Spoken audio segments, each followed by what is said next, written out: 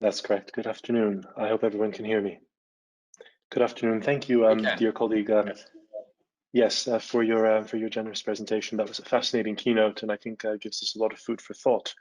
As the panelists for this next panel slowly turn on their cameras, I will just make some very brief remarks about the European Convention on Human Rights and its place within the wider family of public international law. Very often, students and practitioners and academics engage with the court as a human rights specific body, as a body that it overlaps and interacts with various domestic and supranational legal orders. But from the public international law perspective, let us not forget that it is also a court of international law. It is established by treaty. It engages in treaty interpretation and engages with many of the foundational sources of international law. And over the decades, it has proven to be an authoritative international court, engaging with issues regarding normative conflict, shared responsibility, as His Excellency mentioned earlier, and particularly on the legal effect of impermissible reservations to treaties. Its contribution, therefore, extends far beyond the remit of human rights. And as you will see in this in the panel that we've composed today, we will engage with issues involving, for example, climate change and terrorism, Security Council sanctions and state responsibility. So in that sense, I think it is important also to look and not forget the international law dimension. So it's in that spirit this panel was composed. We've got four marvelous speakers, I believe, who engage with the court in various professional contexts. Let me introduce them briefly, and then we'll turn to some housekeeping matters. So our first speaker will be Dr. Kushtrim Istrefi, who's Assistant Professor of Human Rights Law and Public International Law at the University of Utrecht and the Netherlands Institute of Human Rights. He's on the editorial board of the European Convention on Human Rights Law Review and is a member of the Utrecht Center for Accountability and Liability Law. Dr. Istrefi engages and litigates cases alongside his academic work on the right to life, on the prohibition of torture and the right to a fair trial before the ECHR and the ULEX Human Rights Review Panel. And he's currently serving as co-counsel in Mothers of Srebrenica versus the Netherlands before the Strasbourg Court. Dr. Istrefi will speak on the ECHR and Security Council targeted sanctions. Our second speaker is Marko Milanovic, Professor of Public International Law at the University of Nottingham. He's a co-editor of ECHR Talk, which is the blog of the European Journal of International Law, and a member of its editorial board, and was formerly vice president of the European Society of International Law. He's held visiting professorships across the world at Michigan Law School, Columbia Law School, Deakin Law School, and the Geneva Academy of IHL and Human Rights. In his earlier incarnation, he was law clerk to Judge Thomas Bergenthal at the International Court of Justice, and his work has been cited appreciatively by judges of the European Court of Human Rights, the UK Supreme Court, and the International Law Commission. Professor Milanovic will present on the European Court of Human Rights and the attribution rules of the International Law Commission, giving some reflections on some currently pending cases. Our third speaker is Dr. Andrew Legg. He's a barrister at Essex Court Chambers in London, and he practices in commercial and international law disputes. He has appeared as counsel in cases before the International Court of Justice, the European Court of Human Rights, the European Court of Justice, in interstate arbitral proceedings of the Permanent Court of Arbitration, and in various English courts. He holds a doctorate in international law from Oxford, where he used to teach, and is the author of the Margin of Appreciation in International Human Rights Law. In particular, Dr. Legg has acted for and advised the government of the UK on a variety of ECHR cases. So he will be presenting some reflections on the ECHR's margin of appreciation and judicial deference. Our final speaker is Mr. Gerry Liston, a legal officer with the Global Legal Action Network, which is an organization that pursues innovative legal actions across borders and challenges the involvement of powerful actors in systemic human rights violations. Mr. Liston is a qualified solicitor in Ireland, and a doctoral candidate at the Irish Centre for Human Rights. In his work for GLAN, he leads the case in supporting 6 Portuguese young people who have brought a climate change case against multiple states to the European Court of Human Rights. And so we've invited him to speak on the implications for climate change of this case, which is called the Portuguese Youth Case. I'm deeply honored to present these 4 speakers to you today. Just some very small housekeeping matters for those of you who may not have attended earlier panels. At the start of the panel, please, if you have any questions, please place your questions in the chat box. The chat box will be monitored and forwarded to all panel members. It will be up to us to determine the order in which they're addressed. And hopefully we will be able to select from some very good questions, as we see very many participants. Do not activate or try to activate your webcam or your microphone. They're disabled for you. Our speakers will speak. There's only one that will have a slide presentation for approximately 15 minutes. To the speakers, I will try to keep the time as much as possible so as to open at least 20 minutes for further discussion. And finally, just a brief shout out. As a member of the board of the European Society of International Law, we've received the generous support of the Society in organizing this online event, and I'd like to acknowledge, that support here. All right, without further ado, Dr. Istrefi, floor is yours.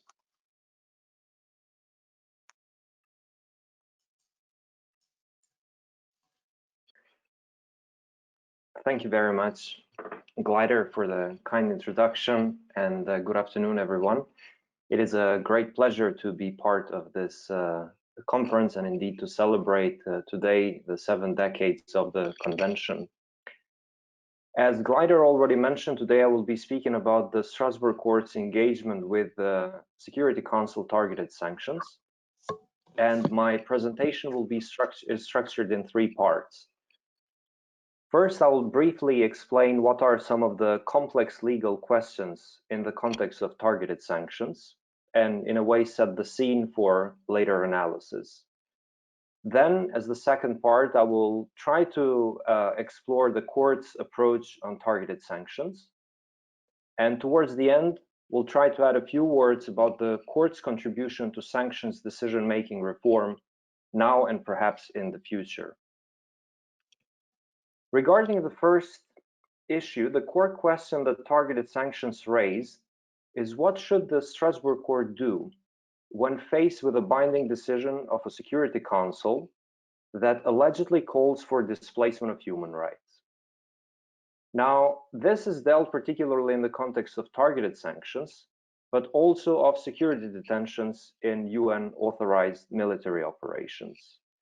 So the question from a legal standpoint goes also to the heart of the way in which Security Council resolutions are interpreted in the European courts.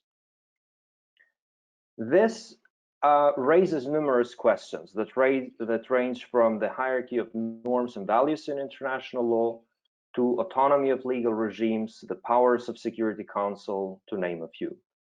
But it also raises an important policy issue, which I think is very important for this discussion. And that concerns the way in which the Strasbourg Court's jurisprudence on targeted sanctions may affect, stimulate, or undermine due process reform at the UN level. Now, I will move to the case law.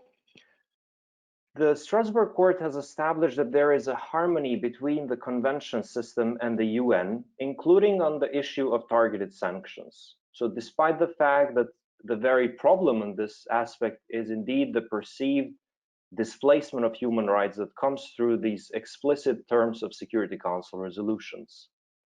The court has established this in what can be called a 2-level harmonization approach, and confirmed, and I quote from the Al-Dulimi judgment, that the Security Council does not intend to impose any obligation on member states to breach fundamental principles of human rights, end quote. Now let me turn to this 2-level harmonization approach. The first one is harmonization at the level of language between the terms of the Security Council and the convention system, which was developed in Al-Jeda and Nada judgments. The court primarily said that if a Security Council decision does not provide explicit language for displacement of human rights, then we must presume that it did not intend to displace human rights. In Al-Jeda, the court said the language in Security Council, the general phrase detention when necessary for maintenance of international peace, did not specifically say that detention is permitted without trial. Hence, we should assume that prolonged detentions and detentions without trial are not intended by the Security Council decision. The second time the court dealt with harmonization at the level of language is in the Nada case, which is a typical case of targeted sanctions. Here, the court was faced with a clear language of listing of Mr. Nada in the so-called 1267 Sanctions Committee concerning Al-Qaeda, which now also includes ISIS, And the court found that the Security Council decision in question, in its language, provided for some humanitarian exemptions, which, although very limited, provided for an opportunity to accommodate the rights of Mr. Nada. Now, for those of you who are familiar with the case, Mr. Nada was an elderly and ill who was stuck in a small town in Switzerland. So according to the court, there was some latitude here to accommodate the rights of Mr. Nada, according to the language itself of the Security Council, of the contested Security Council decision. Now, the second level of harmonization is the one at the implementation level. This was developed by the court in the Al-Dulimi judgment, when the court was faced with the reality that Security Council provided a very explicit language, and the humanitarian exemptions did not really help Mr. Al-Dulimi and his company in this case. So, some very brief facts of the case. Mr. Al-Dulimi and his company's financial assets were frozen since 1990. So first actually through a comprehensive sanction, and then later on through targeted sanctions, because Mr. Al-Dulimi was the head of Secret Service of Saddam Hussein's regime. And the Security Council, as I mentioned, repeatedly called initially for freezing of assets and then confiscation of his assets. Now, here, the Strasbourg court in Al-Dulimi ruled that when we have such explicit terms, and there is really no latitude in terms of the language, then states should apply the so-called arbitrariness test. This test should be limited only to arbitrariness of listing and does not call for any type of judicial review of measures as such. So how did the court justify the arbitrariness test first? Well, interestingly, the court said, and I quote, "Where a Security Council resolution, such as in the present case, did not contain any clear or explicit wording excluding the possibility of judicial supervision of the measures taken for its implementation, it must always be understood as authorizing the courts of the respondent state to exercise sufficient scrutiny that any arbitrariness can be avoided." End quote.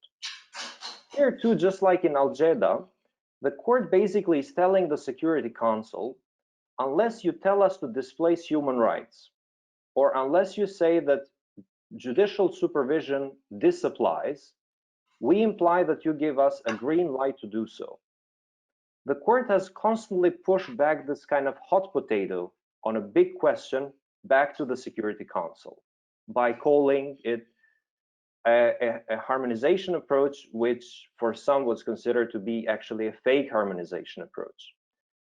Now, we move to the last part of my presentation and look at the legacy of these cases. Do they actually establish any standard on how to deal with Security Council targeted sanctions? And perhaps how will they affect the future discussion on sanctions decision-making reform? Up until Al-Dulimi, the court has not dealt in principle, in my view, with targeted sanctions or provided a very helpful guide to states on how to deal with such measures. It has provided not a principled, but a contextual harmonization approach. Hence, earlier cases were not able to sufficiently help subsequent cases. If we take the Nada case, for example, unless you are old and ill and stuck in some town, the Nada legacy may not be very helpful to all other cases of targeted sanctions. Now, what about Al-Dulimi? Well, it's not clear whether Al-Dulimi arbitrariness test applies to all targeted sanctions, and in particular to the one that is most controversial, which concerns the ISIS Al-Qaeda sanctions, where the problem of arbitrary listing because of the secrecy of operation in counterterrorism is a lot more present and controversial. The sentence that I cited earlier says, whenever Security Council does not explicitly exclude, national courts may supervise the arbitrariness of listing. Well, it remains to be seen whether the court would consider that the ombudsperson in the 1267 Sanctions Committee would be an equivalent body to itself to apply the arbitrariness test, or whether the arbitrariness test would apply to any kind of measure of the Security Council as a whole. What we know about the court's case law on sanctions is that the court has neither developed a principled resistance to Security Council, nor, however, it has rubber-stamped arbitrary Security Council decisions. Now, this lack of a principled approach, what I considered, and this critique on a lack of it, is not a criticism itself towards the court. To borrow the words of Justice Breyer of the US Supreme Court, at times, and I quote, "Judges too must display that doubt, caution, and prudence, that not being too sure of oneself," end quote. I think the court has done what it should and has been cognizant of the complexity of legal and policy considerations, while sending a clear message that it will not step back when dealing with complex questions of arbitrariness. As Judge Lemons said today earlier about the judicial activism and restraint, I think the court has found this middle way in dealing with this complex question. Now, the main downside of Al-Dulimi is that it came too late in the debate on the sanctions decision-making reform. Since 2015, the debate on this topic has almost died out, after particularly the Luxembourg court in 2013 went in head-on collision with UN on access to a court. However, if the case law in the field is revitalized, the Al-Dulimi standard remain in place for national courts to deal with arbitrary Security Council decisions. Now, Al-Dulimi is still not executed, so it's currently under extensive supervision of the Committee of Ministers of the Council of Europe, and it is the standard itself being tested before the Swiss courts. But only time will tell whether indeed they will make use of the arbitrariness test and how this could eventually generate due process reform at the UN level. I will stop here, and I look forward to dealing with any question later today. Thank you very much. Thank you, and I'm very grateful that you've kept the time so marvelously efficiently. Professor Marko Milanovic, the floor is yours.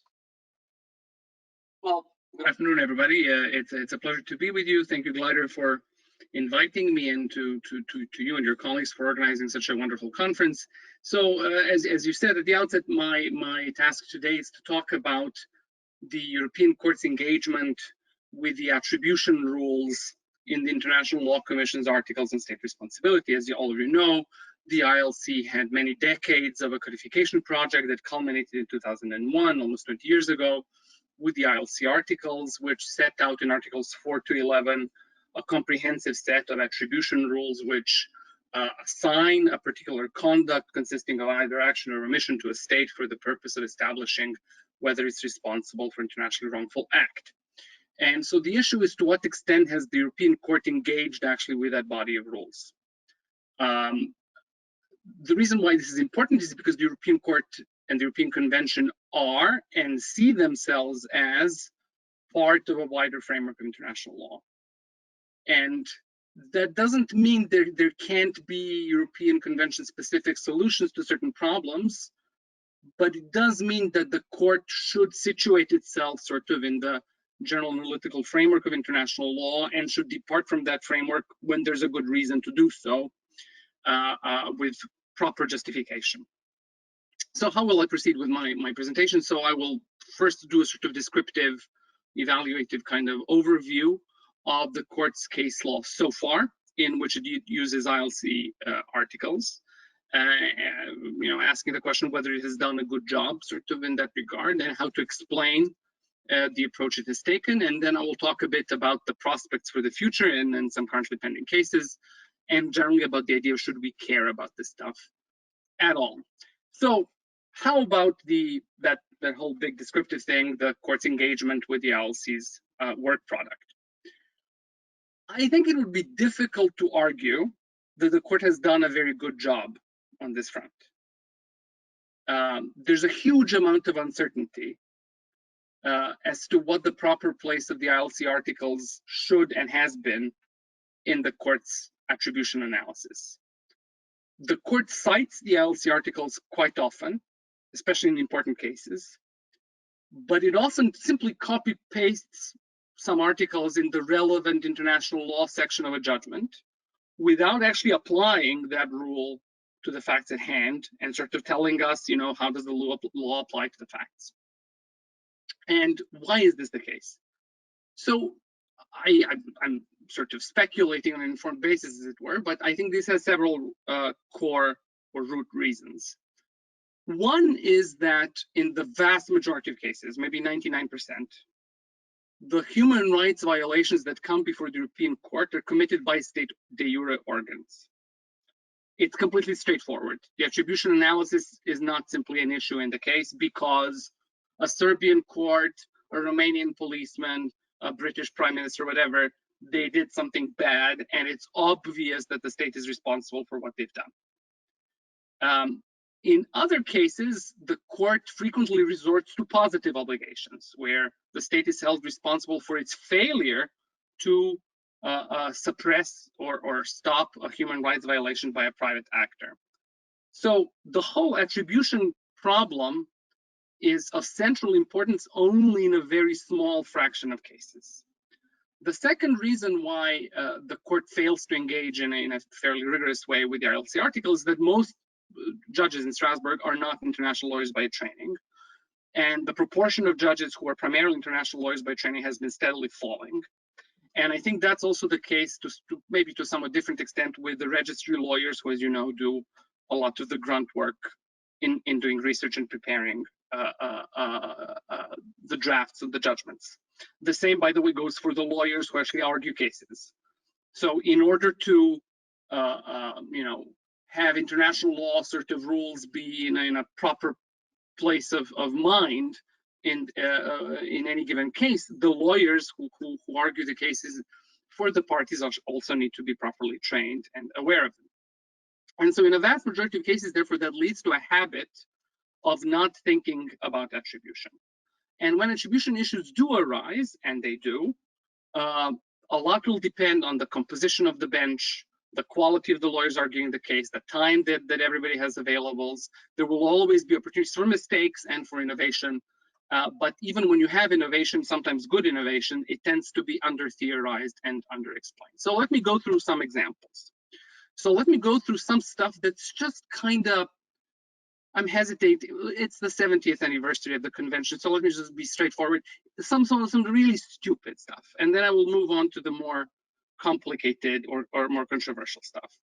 So the really stupid cases are when there is a very clear, easy, predictable solution on the ILC articles, and the court fails simply to engage with any of that stuff. So let me give you some examples. You all know Article 7 of the ILC article says that a state is responsible for the ultra-virus conduct of its organs.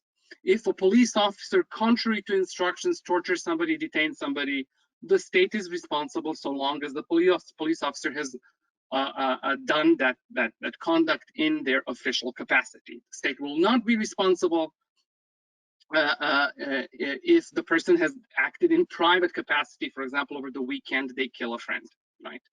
So that's the relatively reasonably straightforward rule in Article 7 of the ILC articles. But in a bunch of cases that deal with that type of ultra-virus conduct, the court doesn't even cite Article 7, let alone apply it. And it goes off on very strange tangents. So for example, in one case against Macedonia that deals sort of with the conduct of a drunken policeman, the court attributes the conduct of that policeman to the state on the basis that the state failed to properly train him and should not have appointed him a police officer in the first place. So like errors many months back in the causal chain are the reason why the person's conduct is being attributed. And the court then sort of comes out with a test of totality of the circumstances, which is then applied in a very strange way. So for example, in one case against Ireland called Riley, a former soldier claimed to have been sexually abused by a superior officer. So that's obviously an ultra-virus question, right? The officer acted contrary to Irish law, and the question that the court should have asked was, did the officer use his official capacity to commit the sexual abuse? Instead, the court applies some kind of totality of the circumstances approach and says, in a very bizarre way, that the conduct was not attributable to the state because the person, the victim, had opportunities to complain that he had not used. It's a completely different approach to what you would do normally in an ILC Article 7 analysis. Then in some cases, in one recent case called VK, the court even sort of tinkers with, again, perfectly straightforward tests that we use in general international law, such as the one on de jure organ status in Article 4, which simply says you look at the state's internal law to determine who is an organ of the state and who is not. Instead of doing that, the court says, in this case, dealt with the ill treatment of children at the hands of teachers in a nursery.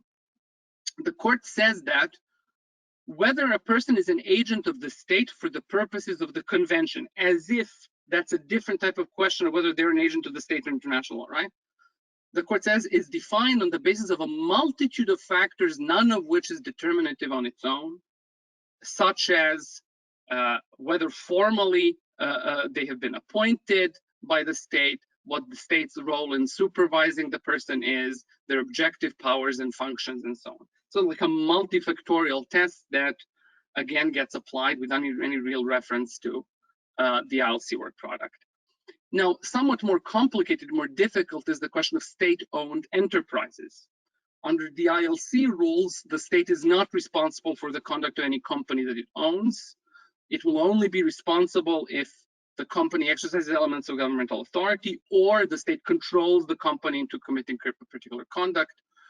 Now, the court invented a whole line of attribution cases that actually stem from a Radio France case that dealt with the admissibility of complaints by state-owned enterprises before the court in order to devise a test of attribution which presumes that the conduct of a state-owned company will be attributable to the state unless the state can prove that the company had sufficient operational independence. So the leading case on this, if you want to take a look at it, is called Kotov. Then we come to the really complicated stuff. So this is sort of the stuff that we've dealt with so far is fairly peanuts. But then comes some really, really hard-hitting cases that deal with terribly important issues. Now, the main one is that the court tends to confuse its analysis of Article 1 jurisdiction when it deals with the extraterritorial application of the convention with an attribution analysis. Or at least it's unclear what the court is actually doing. Let me be very specific.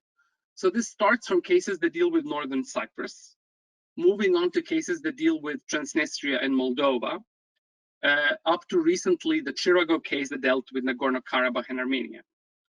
And in all of these cases, the court says a state is controlling an area of territory belonging to some other state, while there is a local administration present there, a separatist entity, which survives by virtue of the state's support.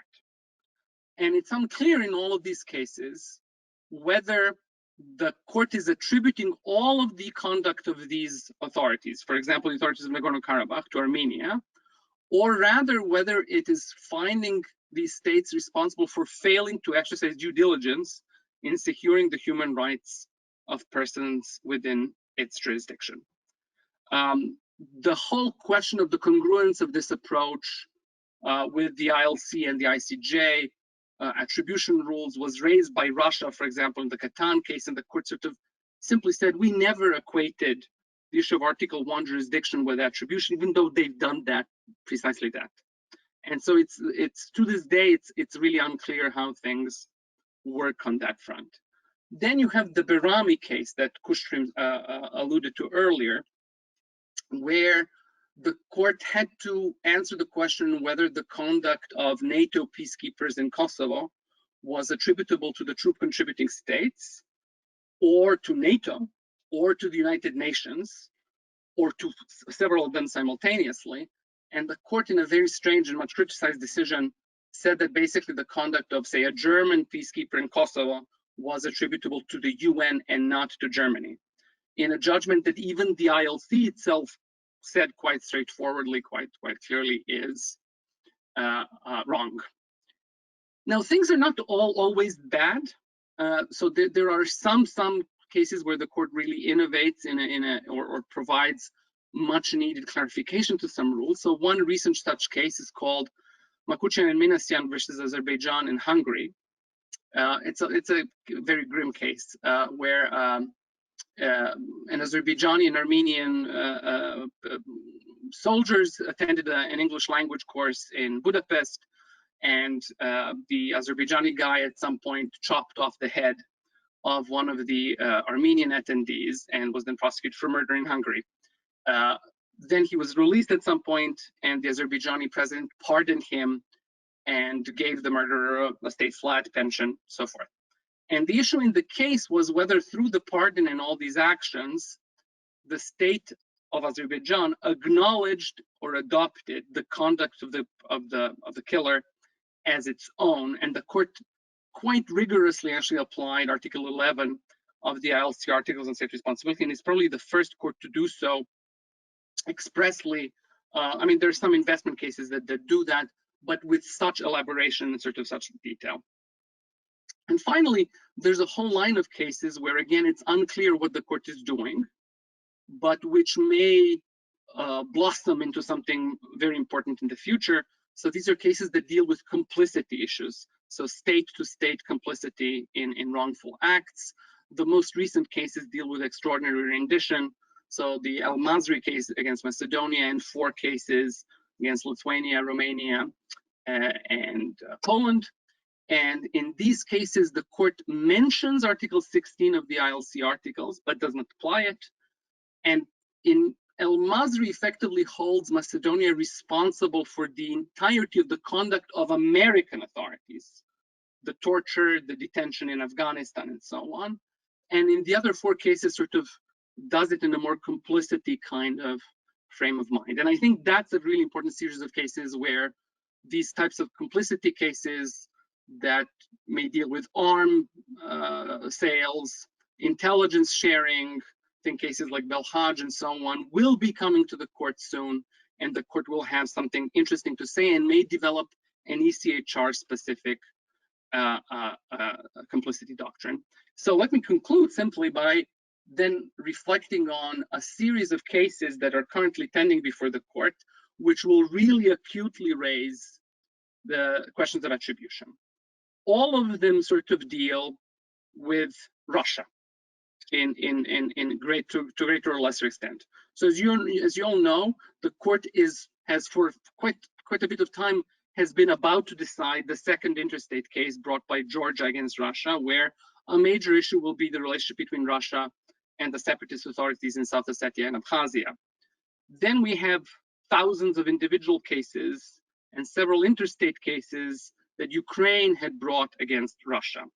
Now we also have interstate cases between Armenia and Azerbaijan, where again you will have attribution issues with regard to the relationship between Armenia and Nagorno-Karabakh, or with regard to, say, the relationship between Azerbaijan and Syrian mercenaries and so on.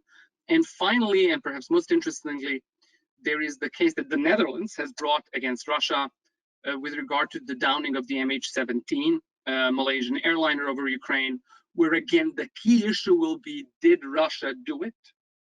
Was the conduct of the, say, pro-Russian Ukrainian separatists who shot down the airplane, was it attributable to Russia? On what basis? With what proof? Or is Russia responsible for something else, for providing them with assistance, so some kind of complicity argument, or for failing to prevent the conduct that it should have prevented? So we have plenty of cases in which the ILC framework will again come before the court, and I hope that the court engages with it, shall we say, more fully. Thank you.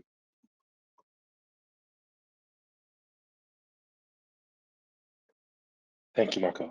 That was right on time and a really interesting presentation.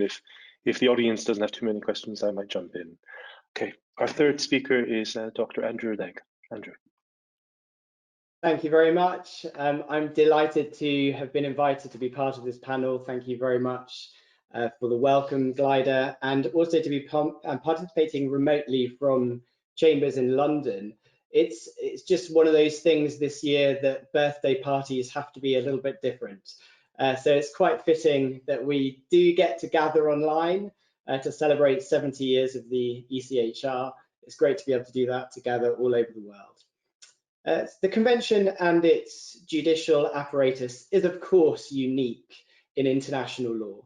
For decades now, thousands of cases have been brought by individuals against respondent states on matters that affect the most important and intimate parts of their lives, with potential implications for millions of others across Europe and beyond. It's a far cry from so-called Westphalian notions of independent sovereign states that will not suffer the interference of outsiders in internal affairs. And it raises inevitable complexities. How does a court make decisions on such fundamental matters of importance to individuals and to states, where the social and political contexts of member states differ so widely, and where the scope and definition of human rights standards varies so profoundly? The European Court of Human Rights has developed an approach to adjudication that permits regional differences and some freedom of maneuver within the framework provided by the text of the Convention, and its principal mechanism for achieving this is through the concept or principle of the doctrine of the margin of appreciation. So in this brief presentation, I'm just going to address 3 questions surrounding the topic of the margin of appreciation. What is it? How does it work? And does it exist anywhere else in international law? So first of all, what is the margin of appreciation? It's a doctrine created by the court, consistently appearing in its jurisprudence, and it's been endorsed by member states. See, for example, the Brighton Declaration in 2012, the Brussels Declaration in 2015, the Copenhagen Declaration in 2018, and Protocol 15, of course, which is still waiting to be to come into effect. I think it's just waiting for Italy to ratify it now. But that, of course, has an express reference, and it introduces into the preamble to the convention an express reference to the margin of appreciation alongside the principle of subsidiarity.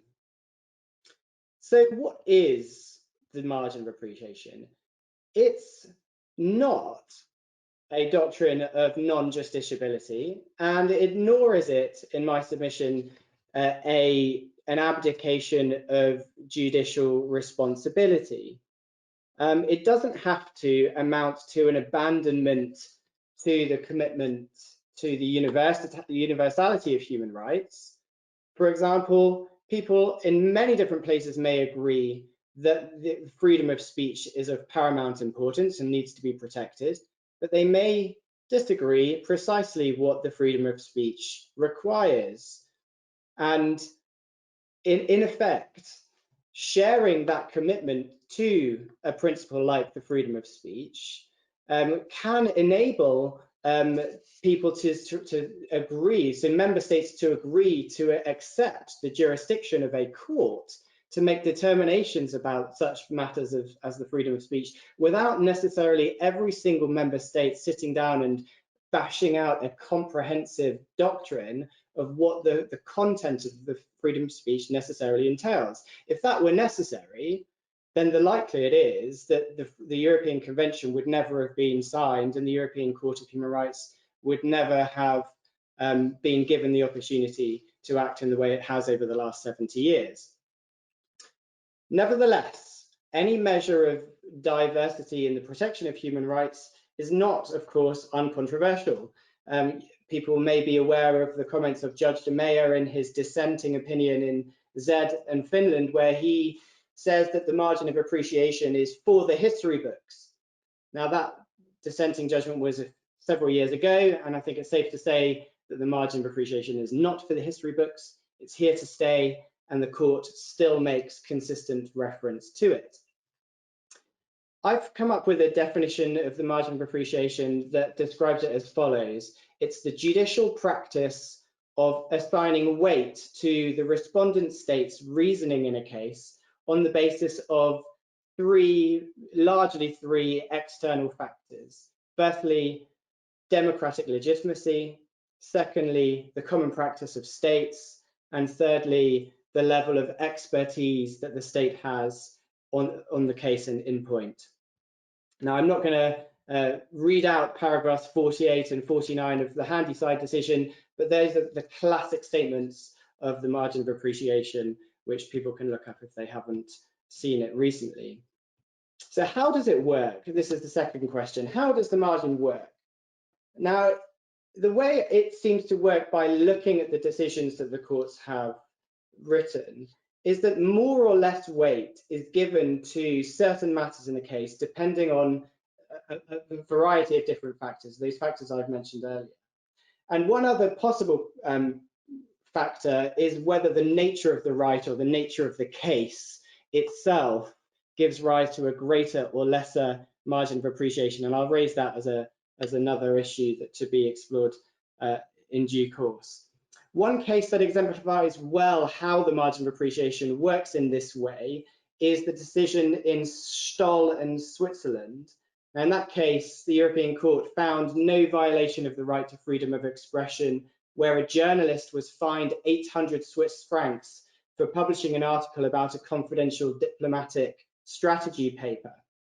The fine was imposed under criminal law, and the European Court of Human Rights granted Switzerland a margin of appreciation in how it dealt with the preservation of confidential or secret documents. Now, in that case, the relevant ordinary reasons and the external factors are listed. So when I say ordinary reasons, what I have in mind is the sorts of reasons one would think about when one thinks about freedom of speech. So the protection of speech itself, the nature of the publication, the issues that were said in the publication, alongside those external factors for a margin of appreciation I identified earlier. So, for example, the level of democratic legitimacy or expertise or the consensus among states. Now, of course, the judges don't categorize all of the reasoning in that way. They don't say, here are some ordinary reasons for freedom of expression or first order reasons for freedom of expression. They don't say the other types of factors are external to those ordinary reasons, but they do refer back and forth between those two types of reasons in the judgment. So in that case, the court noted the importance of freedom of the press or the protection of political comment in the decision, which are those ordinary reasons, as well as looking at the nature of the current practice of states, the level of international consensus as to how such speech was protected amongst member states of the European Council. And the court goes on to discuss in depth the content of all of the different news items, weighing all such reasons along with factors that it says give it a margin of appreciation to the states. So what do I mean when I say different factors for a margin of appreciation? Expertise is the first. The types of expertise that the various tribunals have decided provide reasons to give deference to a state include such matters as national security. So, for example, in Ireland and UK, or Class in Germany, child protection, healthcare decisions, educational needs, police and civil servants organisation, and also economic matters that are of vital importance to the state. And those types of situations, the European Court has been more willing to give a margin of appreciation to the state, but obviously that goes hand in hand with the court's supervision. It doesn't abdicate its role of scrutinizing the conduct of the respondent state, and it still will apply a proportionality assessment. Secondly, the level of consensus. In the case of Vaux and France, which involves two Vietnamese women on a hospital ward waiting for a medical procedure, one for the removal of a contraceptive coil and the other for a 6-month pregnancy checkup. The pregnant mother underwent the coil procedure by mistake and lost her baby. The case involved the question whether there was a right to life of the unborn child so as to require legal action against the doctor by the state. Noting the diversity of views amongst member states, the court cited the following opinion of the Commission with approval. It's not only legally difficult to seek harmonization of national laws at community level, but because of lack of consensus, it would be inappropriate to impose one exclusive moral code. Now, given the lack of European consensus, the court was convinced that it's neither desirable nor even possible, as matters stand, to answer in the abstract the question whether the unborn child is a person for the purposes of Article 2, and thus found the matter to be within the margin of appreciation. And finally, democratic legitimacy. A classic case on democratic legitimacy is in Hurston, UK, number 2, where the Grand Chamber articulates in greater depth the court's rationale for a margin of appreciation on the basis of democratic legitimacy. It says that there are numerous ways of organising and running electoral systems and a wealth of differences, inter alia in historical development, cultural diversity, and political thought within Europe, which it is for each contracting state to mould into their own democratic vision. So it's a little bit like the procedural rationality issue that was raised by Catherine van den Heining this morning, looking at the quality of the decision making. The court looks at whether there has been a decent level of involvement of democratic authorities and may give more or less of a margin of appreciation based on that. So, and also that last factor I mentioned earlier, the nature of the right or case, I think the short answer to this is yes and no. In some cases, it looks like rights like Article 2, Article 3 have less scope for a margin of appreciation, but there are some examples where the court still would give a margin of appreciation, even in those types of cases as well. And finally, does the margin exist elsewhere in international law? Now, you may be familiar with the concept of the standard of review in the WTO, or maybe there would be some role for a margin of appreciation in investment law context when assessing the state's conduct. Understood broadly as a doctrine of judicial deference, there may well be scope for adopting some of these same considerations in other international law contexts. But if so, in my view, it's to be done cautiously. It's not appropriate, for example, to treat an ad hoc BIT in the same way as a regional human rights treaty. Similarly, it's less likely to be appropriate before the ICJ when interpreting an international standard to defer to one state rather than another when suggesting a different application.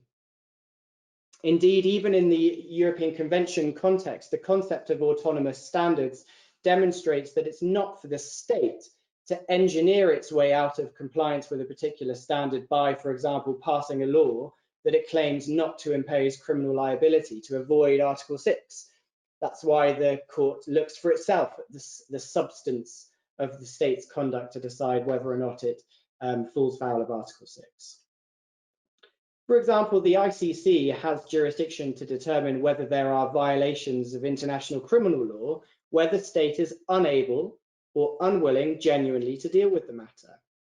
Now, this sensitive question, it doesn't mean that it should be subject to deference. It's precisely because the ICC is asked to investigate that it's appropriate for the ICC to engage in scrutinizing the conduct of the state.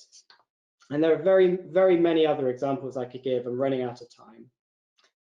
So finally, just to say, it may be throwing the baby out with the bathwater to dismiss the learning that one can take from the margin of appreciation simply because the context is different. If, for example, we could maybe draw some lessons from what the European Convention has taught us about deference. Perhaps reference to deference and the standard of review, or even a margin of appreciation, if it's understood not as a justification to avoid scrutiny of the state, but rather to look at the types of reasons that are worth giving deference to, then it may be that it could be transplanted to different contexts. Secondly, any tribunal considering deference or a margin of appreciation ought to make effort to identify the grounds or the reasons for deference and seek to develop the relevance of such reasons by reference to identifiable criteria, rather than having the risk of falling foul of the criticism that margin of appreciation just covers over the true rationale for a decision that it's too difficult to take, or that the court is reluctant to form a view. And finally, it may be that the margin of appreciation has been a key to the success of the convention to a certain degree. It enables the member states to remain committed to the system even where decisions go against them on a regular basis. It may be a doctrine that makes international human rights adjudication unique, and it may be that it makes it a special subset of international law, sitting as it does at the contours of the concept of state sovereignty and accountability in international law. And in that sense, it might limit the scope for its pollination into other areas of international law, but we shall have to see how the doctrine continues to develop. Thank you very much. Thank you very much. And thank you for keeping to time. Our final speaker is Gerry Liston. Over to you. Thanks, Gleider. I'll just pop up some slides here. Can you see the slides?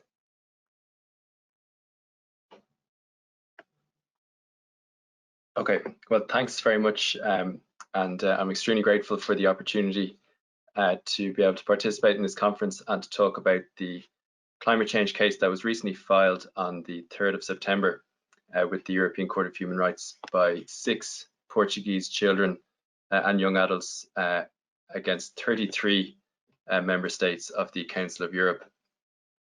So the main thrust of their case is that of course, that the respondent states are failing to adopt the deep and urgent cuts that the science now says are necessary to keep global warming within the limit set by the Paris Agreement. And so, consistent with the theme of this panel, I will focus on how the interaction between principles of international law and the Convention is at the heart of this particular case. So just for context, I'll briefly mention that the applicants argue that the respondent states are failing to secure their rights to life and to privacy and family life under Articles 2 and 8 of the Convention, invoking well-established principles in relation to states' positive obligations. And the question which of course arises when it comes to climate change is what is a reasonable and appropriate emissions reduction rate for an individual state under the Convention?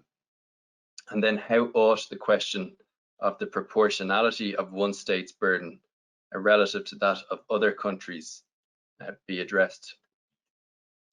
So as a starting point, it is perhaps uncontroversial to point out that the Paris Agreement and the consensus that it expresses is of relevance to the interpretation of states' obligations to prevent harm from climate change. And I would submit that the most important expression of consensus in the Paris Agreement in terms of what needs to be done to safeguard human welfare is of course the commitment in Article 2 of that agreement to seek to limit the global average temperature increase to 1.5 degrees. And I've just put up on a slide an excerpt from the most recent science, which reflects the broad consensus from a scientific perspective as to what needs to be done at a global level to achieve this target.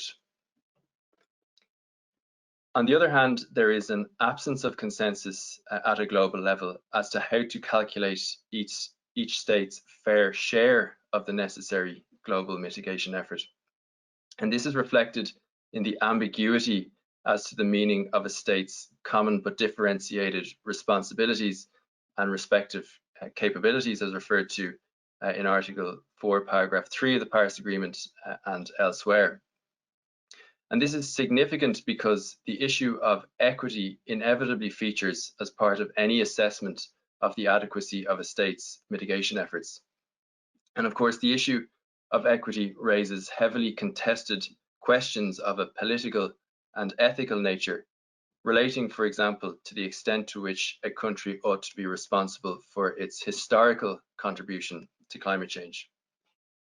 So clearly, in the absence of consensus on this question, there would be a difficulty in asking the court to endorse one specific way to measure states' respective fair shares of the necessary global mitigation effort. At the same time, the ambiguity surrounding the meaning of states' common but differentiated responsibilities cannot be interpreted as giving states significant latitude when it comes to determining their fair share. Because it is obvious that if every country takes the most self-serving interpretation of their fair share, it will be impossible to achieve the collective goal of holding global warming to the Paris Agreement target. Indeed, it is precisely because governments around the world are taking this very approach that we are currently on course for 3 degrees or possibly even 4 degrees of global warming by the end of this century, so far in excess of what the Paris Agreement commits states globally to doing. So how then ought the ambiguity around the fair share question be resolved? Well, here I would just take a step back and mention a central feature of this case, which is the notion of shared responsibility, a term obviously that was mentioned when we heard Judge Leuven speak as keynote speaker previously. The application filed by the youth applicants refers to the guiding principles on shared responsibility, which were recently published in the European Journal of International Law. And according to the commentary to the guiding principles, the defining feature of shared responsibility is that multiple international persons, by committing one or more internationally wrongful acts, contribute to an indivisible injury. And the commentary goes on to state that to establish shared responsibility for the indivisible injury caused by climate change, and again I quote, violations of applicable international obligations incumbent on each of the responsible international persons need to be established, for instance, under international human rights law. So in other words, we are concerned with shared responsibility of the type referred to in Principle 4 of the guiding principles, that is, shared responsibility arising from multiple internationally wrongful acts. Now, while this principle is an important part of the legal context, it doesn't really say anything about how the ambiguity surrounding the fair share question ought to be resolved. And for that, we need to turn to another principle of law of relevance to situations involving multiple contributors to harm, a principle which applies in the domestic private law of many countries. This principle can be illustrated by reference to the famous decision of the UK's House of Lords in the Fairchild versus Glenhaven case.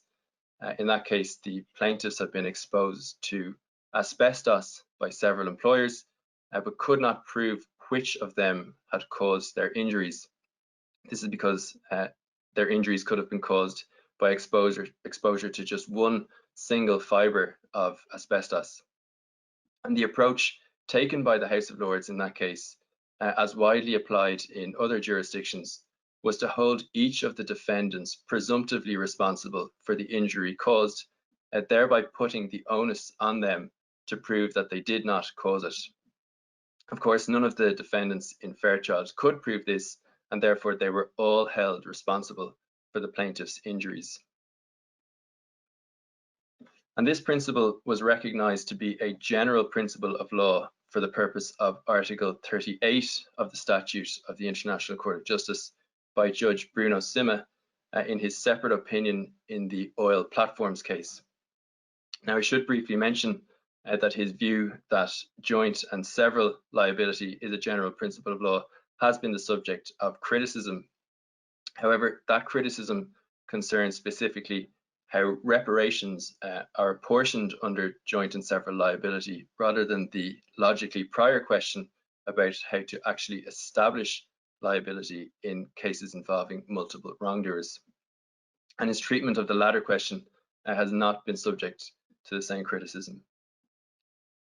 So this gives rise to 2 questions. Firstly, why should this principle apply in relation to the fair share issue?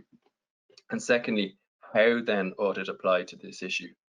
So in relation to the why, well, firstly, the fair share issue is an issue akin to causation, because if a state is not exceeding its fair share of the remaining carbon budget consistent with 1.5 degrees, then legally speaking, it is not causing global warming to rise above that threshold. Secondly, in both a Fairchild type situation and in the case of climate change, the ambiguity results solely from the fact that there are multiple contributors to the harm in question.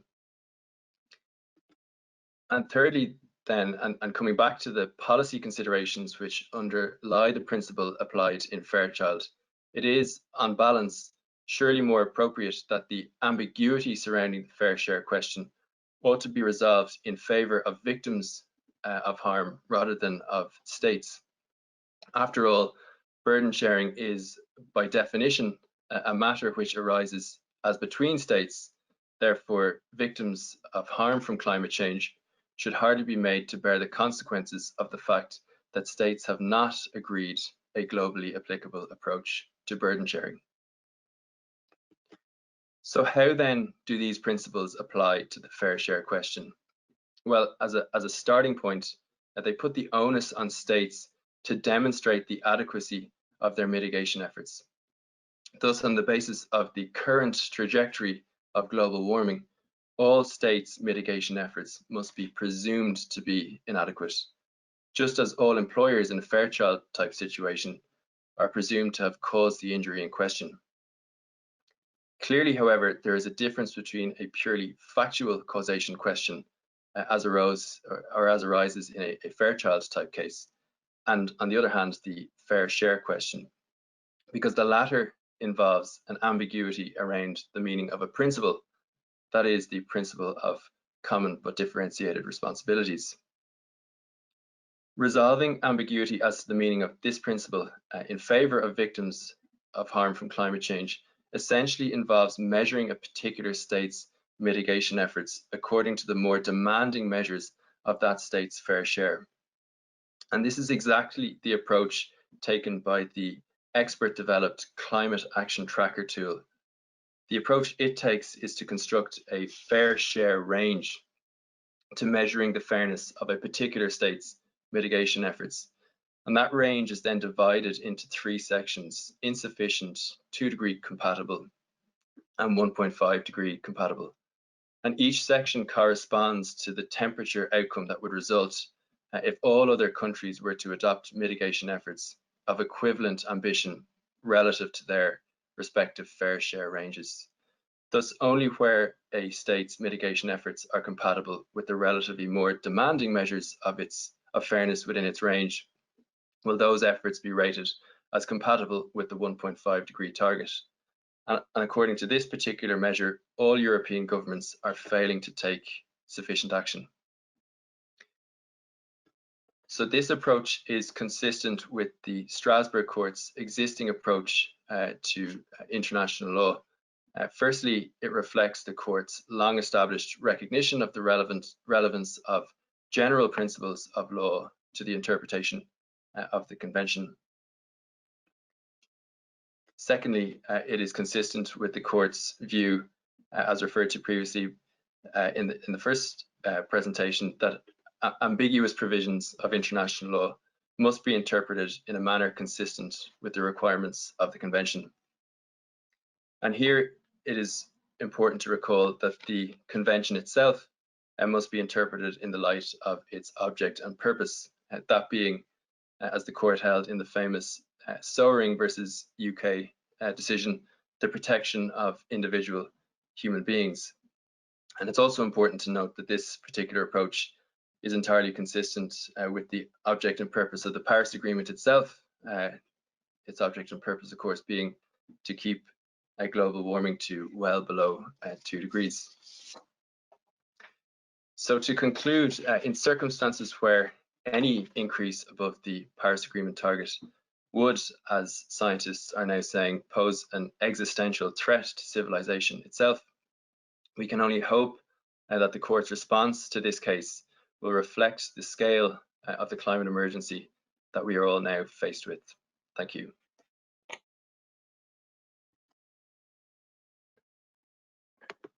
Thank you, Gerry. This gives us, well, a few minutes for questions. I'd like to thank all speakers for keeping generally to time. We've got about 20 minutes.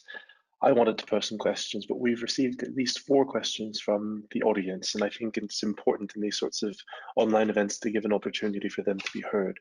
Now, a couple of the questions are primarily for Professor Milanovic, Marko, but I will ask them in such a way that if any of the others think you might want to weigh in, please do. And then there's a third question for all panelists, so I'll just try to break it up in this sense. So our first question is from Pinar Kali, and she'd like to ask Professor Milanovic for some comments on the evidentiary issues with respect to extraterritorial jurisdiction / effective overall control.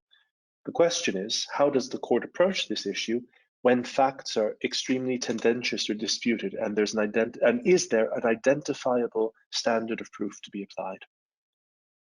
Maybe you want to cover this one first, or I can go into the other questions, but then that becomes a little bit heavy, maybe. Sure. So in response to your question, thank you. That's a great question. I mean, there's really no clear answer, in the sense that the court's approach is very impressionistic and varies from case to case. Probably the best indicator is the case I had mentioned regarding Nagorno-Karabakh, so the Chirogov case, in which the court found that Armenia exercises effective overall control over Nagorno-Karabakh. And it does so,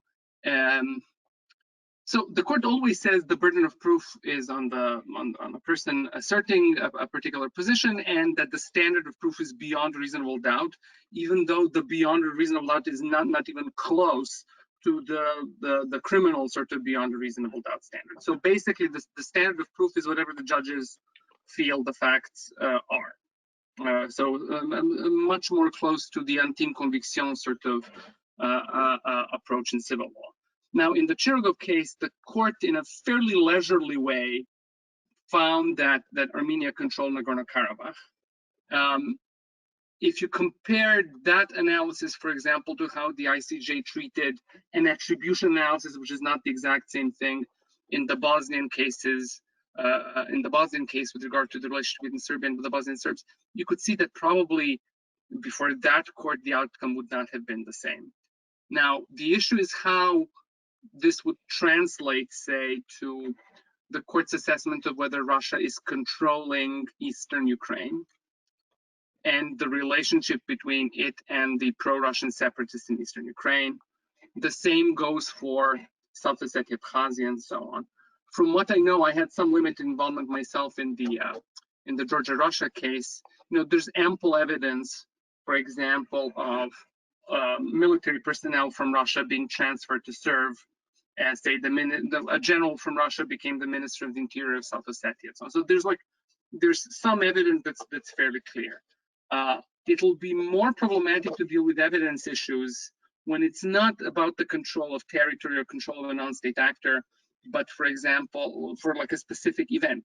You know, think the MH17 airliner. Will the claimants be able to prove that Russia controlled the persons who actually did it, that it issued instructions in that regard, et cetera, et cetera? Marko, while you're speaking, let me then go ahead and ask you the second question. Yeah, I've not muted. I was worried for that for a second.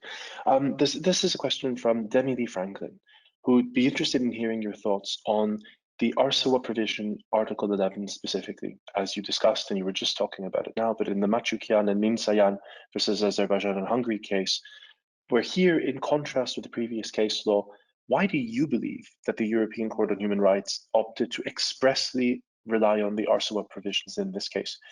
Do you consider this to evidence a potential shift in the approach to attribution, or a more systematic reliance on Arsawa more generally?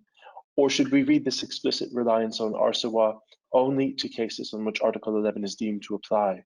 Now, before you answer that, actually, this is an opportunity for me to insert a general comment that maybe other panelists would like to engage with, but to me, it is whether the court visualizes itself in a dialogical role with the rest of international law, or whether it's caught in the tension between trying to remain the master of its treaty, perhaps almost carving out a specialized regime. And I think in this, Andrew's point about how the margin of appreciation, in fact, is often referred to by a different name across different regimes. I do wonder if even that naming exercise is a way to distinguish them, because the interaction becomes that little bit more difficult, given that each regime will define it in a different way. Anyway, I'll let Marko go first, but perhaps others want to weigh in on this. So let me answer that big general question first. I don't think that the court's lack of engagement or lack of rigorous engagement with the ILC article is a consequence of kind of ideological a position or a theory that a critical mass of the judges have adopted. I simply don't think they're aware enough of it, or that they've been made aware enough of it in a sufficient number of cases. So it's not like there's resistance to it. It's, as I explained, most of the judges simply are not members of this particular club that speaks this language on a sort of current enough basis. And the same goes for the registry lawyers. On Demily's question, so I don't think there will be another Article 11 case for a long time. So these are very, very rare cases. So Article 11 of the ILC articles is really like a loophole plugging provision that tries to find that kind of very weird situation where in the moment an act is committed, it's not attributable, but then the state later on says, oh, actually, we love this, you know, we really embrace this, we adopt this as our own. And that's not going to happen a lot of the time. It's almost inevitably, it's going to be very, very rare. I don't think that the court engaged with it because there's some kind of new trend toward consulting the ILC articles more frequently. I think it's simply a function of who the members of the bench were. And you can look at the composition of the bench, and there's some, you know, people who are more international lawyers in mind, and primarily about who the lawyers for the applicants were. So the lawyer for the applicant was Philip Leach, and Philip Leach is a very good human rights lawyer, but also international lawyer, and they raised Article 11 expressly of the ILC articles, and that's how it happened, right? So without a lawyer who's going to make these arguments, the court is not going to touch them, basically. Excellent. Okay. A third question comes from Joelle Trampert, and oh, sorry, Andrew, I didn't give you a chance to weigh in. Sorry. Just did you want to say something on that? Yeah, thank you for the more general question. I think it's very difficult to answer in the abstract how the court views itself. I mean, I think, as Marko was saying, that it may depend a little bit on the individual training of particular judges, but I think there are examples of judges on the European Court who do have a background and an understanding of international law, and those judges may well be more interested in engaging in that sort of dialogue process that you refer to, Gleider, particularly where there are sections of judgments that incorporate discussion of developments in international law. And also there's an awareness that decisions made by the European Court of Human Rights are made in a framework that's governed by international law. I mean, the convention itself is an international law text, and the court is a supranational court operating in the sphere of international law. And you know, one example of the impact of decisions of the European Court on matters of interest to international law would be, for example, on the law of state immunity, where you've got decisions in the European Convention that then are being fed into decisions about whether state immunity how the development of state immunity is to be understood as a matter of international law, partly by looking at the decisions and of the European Court of Human Rights.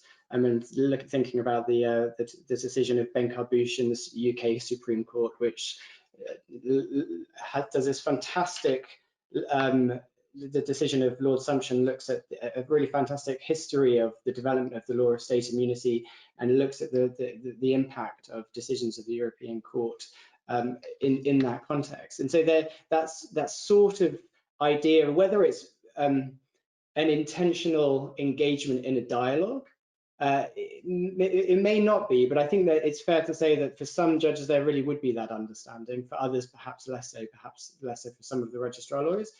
Who knows? It depends on their training and background. But I think we can see from the decisions that there has been a broader impact on international law generally in some cases, and that's just one example.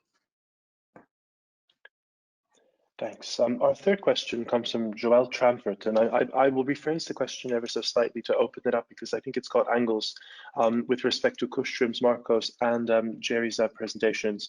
But do you think that the European Court of Human Rights, or in general under international law, that there is some sort of emerging rule on state, non-state actor complicity that can function as a basis for attribution? I mean, not least with climate change, but the example given is, for example, the MH17 case. Do we think that there is room or that it would be appropriate for the court to take decisions or to attribute the downing of the plane to Russia based on a potential relationship to non-state but pro-Russian separatists? And of course, this would be a departure from traditional interstate complicity rules in Article 16 of ARSOA, but I think there's enough stretch in that question that I addressed it to several members of the panel.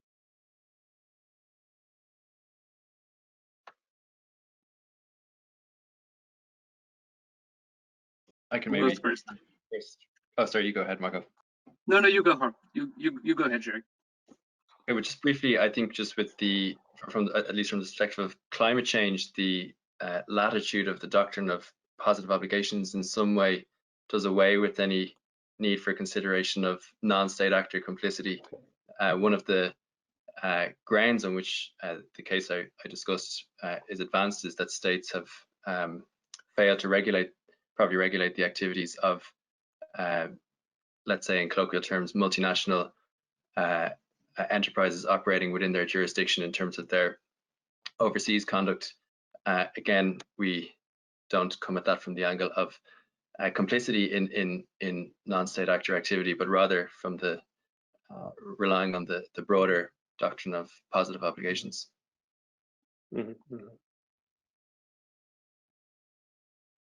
So yes, I do think there's room for human rights or ECHR specific complicity doctrines for various reasons. These doctrines, by the way, they don't have to be attributive. So a complicity rule does not have to attribute the wrong done by the principal to the accomplice. On the contrary, because the accomplice can be responsible for the assistance they provide, which is how Article 16 of the ILC articles is actually framed, rather than for the actual wrong done by the principal. Now, why should we have human rights specific complicity rules? Well, because the rule in Article 16 is A, confined to states only, and B is fairly strict. Especially when it comes to its mental element. So the mental element of Article 16 is knowledge, that the assisting state must know the circumstances of the wrongful act of the assisted state. And then the ILC actually adds in the commentary that the assisting state has to provide assistance with a view of facilitating the act. So basically there's some kind of intent requirement which has been very disputed. Now, a human rights complicity rule does not have to be framed in that way at all. It can be something like the Zurich jurisprudence. It can deal with risks, exposing people to risks. So for example, if the UK sells weapons to Saudi Arabia, knowing there's a serious risk Saudi Arabia is going to kill children in Yemen with those weapons, should it proceed with the arms sale, you can frame that way without requiring intention, without requiring knowledge. Now, where will these courts go eventually? I have no idea, but I think there is definitely room for human rights specific complicity doctrines, and the MH17 case is actually a very good example of where that could work. And complicity is a good frame also because it's sort of middle ground in terms of stigma. You know, on the one hand, you have the state did it. Russia shot down the airliner. On the other hand, you have Russia failed to stop the shooting down of the airliner.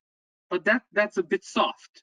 And in the middle, you have Russia assisted the people who shot down the airliner, knowing there's a risk that they might do so. You know, so I think there's a very significant room for such doctrines in the future. That's like a big foreground of what's going to be happening in human rights litigation. Kushtrim, did you want to add anything? No, but I actually have a question for Marko, because it made me think a lot about the application of ARSIWA, and I'm still trying to figure out whether the court should actually engage more and kind of in all cases try to start through ARSIWA on attribution. Because I'm thinking, you mentioned the case of the North Macedonia and the police officer, and the role, I just wonder what could be then the outcome of it. Could be perhaps a simplistic outcome of saying there is a breach. The gentleman in this case, or whoever was, basically is an act of a state and there is a breach. Or the court, and there was a lot of discussion whole day about rule of law and democracy and the role that the court plays in that regard. So mentioning also the training and what a state should do, which then it does through its own angle. So I wonder, first of all, whether it should apply also always Arsiva, and if you think, and if it should, whether it is suited actually for the taking into account the overall role of the court. Thanks. I don't necessarily think the court should always apply the ILC articles. Rather, what I think they should do is they should always say, if they don't want to apply the ILC articles, why don't they want to apply them? Why some other approach is a better approach? So they should always consider the ILC articles. And if the ILC articles provide a straightforward solution to a problem that's suited for human rights, which I think, for example, the ultra-virus rule is, the Article 7 rule, then why invent something completely like, especially something completely nebulous, like a totality of the circumstances test? When I hear something like a totality of the circumstances test, a multitude of factors, I'm gonna want to jump through a window. I mean, normally those don't tend to work well, right? And when you have a fairly easy answer, you know, why make something of your own? The reason why they did it is because nobody told them, listen, there's Article 7 Arsiva, you know? So I think it's a simple explanation. However, there might, again, like the whole complicity thing is precisely such a situation where the court might say, okay, there's Article 16, but now we're going to do our own thing, a complicity rule based on the convention unleashing Zuring. So for example, Miles Jackson wrote an article in the ECHR precisely about that, with completely different makeup, completely different standards than the Arsiva rule, and that's fine, you know. So long as they articulate why that's the case and why that should be the case, I would love that. But then in essence, that would be, and just sorry to jump into the discussion, we have one more question left, but that would be, in essence, the court self-identifying as a court of international law, applying custom before declaring lex specialis, and then having to give a reasoned justification for its departure. And that would in turn suggest that the court regards itself as an organ of international law from the outset. And I think an undercurrent in all of your presentations has been the extent to which it does, and at the same time it doesn't. I mean, it doesn't have that institutional supremacy case. I want to almost say, but out of respect for the next panel, I shan't, but of the European Court of Justice, you know, claiming the supremacy and autonomy of its own legal order. But on the other hand, we are suggesting that it ought not to, and that if it is an organ of international law, its starting point should be customary law, and then lex specialis, and human rights law only being lex specialis to the extent that that is necessary. And that has, I think, wider implications, especially if that is not the self-perception of the court. But maybe I'm a bit obsessed with the institutional sociology of institutions. Sorry, I've got one final question, which is for all panelists. Although we've only got 2 or 3 minutes left, so I might ask just 1 or 2 of you to weigh in. It's a question from Ani Davtian, and I will also slightly rephrase the question because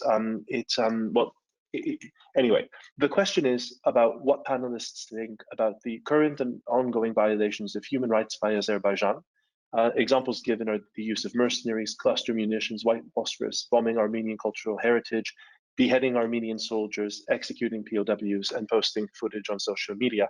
One place where I think we need to clarify is that these are generally regarded as violations of international humanitarian law.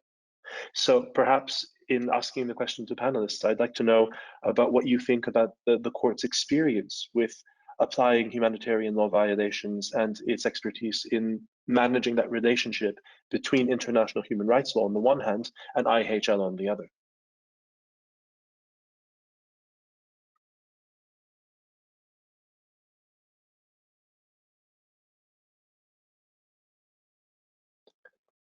You really need to say who should go first, right?